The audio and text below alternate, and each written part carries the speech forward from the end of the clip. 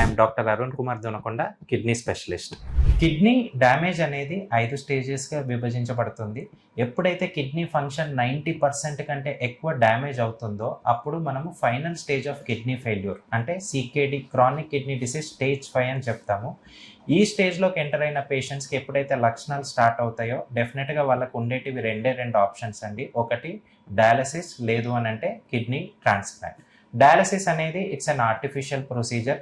బాడీని ఒక మెషిన్ ద్వారా క్లీనింగ్ చేసుకోవడము. ఇది వాళ్ళు లైఫ్ లాంగ్ చేసుకోవాల్సి ఉంటుంది. అండ్ చాలామంది డౌట్ పడ్డట్టు ఇది పెయిన్ఫుల్ ప్రొసీజర్ కాదండి. It's a painless procedure.